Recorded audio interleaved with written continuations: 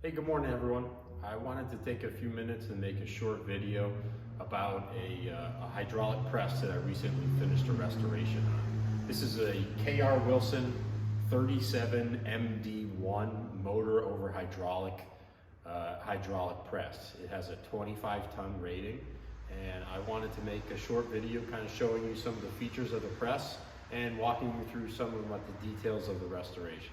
So I'm glad you're here joining me, and enjoy the video. So when I got this press, it was pretty inoperable. The motor drive did not work. There was no hydraulic oil left in the press at all. So I was not able to test it before I bought the press. Luckily, everything was in pretty decent shape once I got it apart. There was no heavy scoring in any of the cylinders. The motor did run. I did have some issues with the vane style hydraulic pump that the motor drives, and I'll discuss that in just a bit. One kind of feature that I made for the press was this carriage. I was able to put 4 caster wheels under it. It is very heavy to move. I don't know exactly how much the press weighs. My guess is somewhere maybe in the 300 to 400 pound range, maybe even more than that. It is very heavy to move, but you can move it, which is a nice feature. I try and put as many things on caster wheels as I possibly can. I also made this table, this working table that kind of pivots, figuring I could put some dies or whatever else on this table while you're working at the press, just as a kind of a handy function. So I did rebuild all of it. I went through the cylinder, and I went through the manual pump, and I went through the hydraulic pump. Most of the replacement seals came from a local distributor, but they really are just common seals. There are some vendors online that sell kits for these. My advice to you is to disassemble your press, take a look at the seals that you have, and see if you can source them locally. McMaster Carr does a good job with sourcing these as well. They just didn't have the particular sizes that I needed. One kind of cool feature of this is the motor drive of this. So I do have 3-phase power at my shop, but I wanted to be able to run this on single phase 220 to be able to use my welder extension cord. So to phase convert, I ended up using a VFD. This is a Tico N3 drive that I was able to convert or use for phase conversion. It's a 5-horse, 3-phase motor originally, driving a Vickers vane style hydraulic pump. For the life of me, I could not get the original vane pump to work well.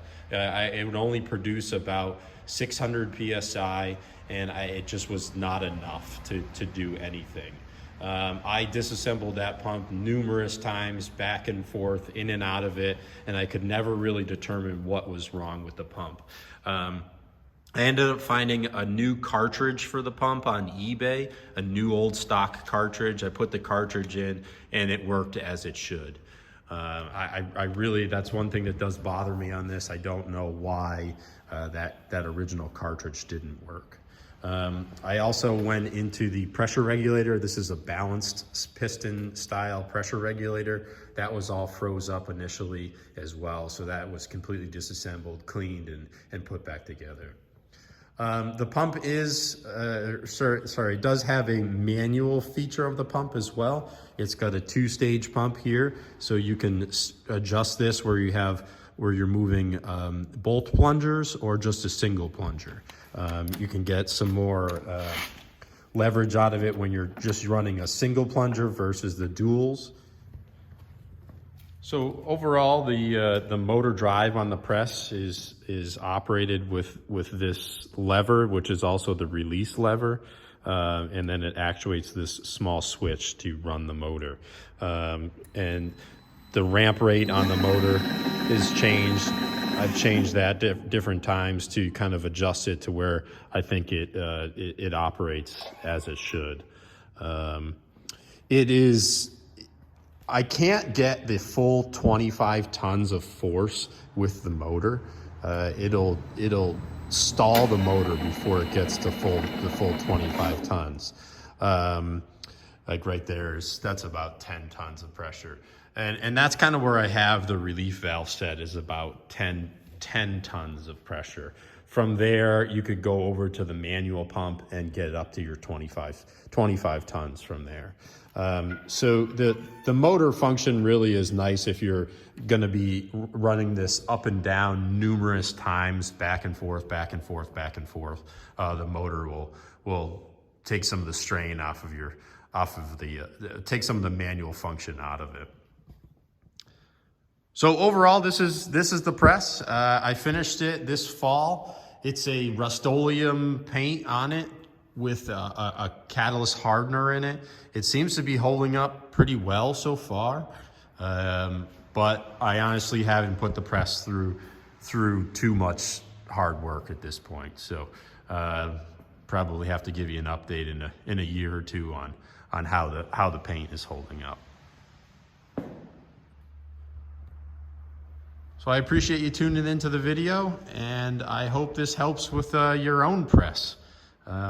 These are really quality presses, and they should last a whole nother lifetime. Thanks, guys.